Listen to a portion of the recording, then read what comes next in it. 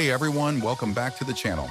Today I've got something super cool for you, how to remove backgrounds in just one click using AI.